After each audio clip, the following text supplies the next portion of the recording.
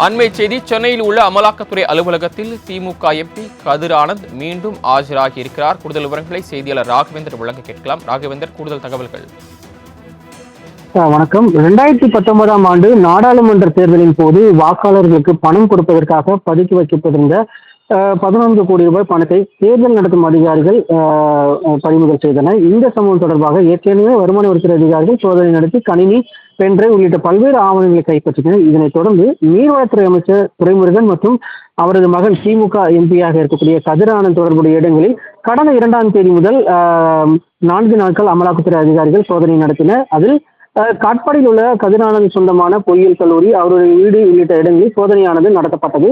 அந்த சோதனையில் பல்வேறு டிஜிட்டல் ஆவணங்கள், பென்ட்ரைவ் உள்ளிட்ட முக்கிய ஆவணங்கள் கைப்பற்றப்பட்டன. இதனைத் தொடர்ந்து திமுக எம்பி கதிர் ஆனந்த் அமலாக்கத்துறை அலுவலகத்தில் ஆஜராக வேண்டும் என்று கூறப்பட்டது. அதன் அடிப்படையில் கடந்த புதன்கிழமை அன்று அவர் ஆஜரானார். இந்த நிலையில் மீண்டும் ஆஜராக வேண்டும் என்று அமலாக்கத்துறை தரப்பில்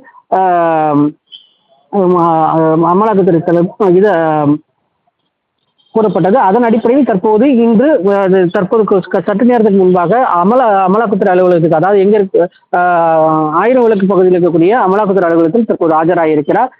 ஏற்கனவே கிட்டத்தட்ட கடந்த வாரம் நடத்தப்பட்ட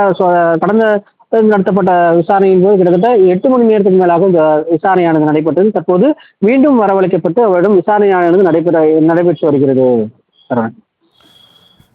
தாங்கள் வழங்கிய தகவல்களுக்கு நன்றி ராகவேந்தர்.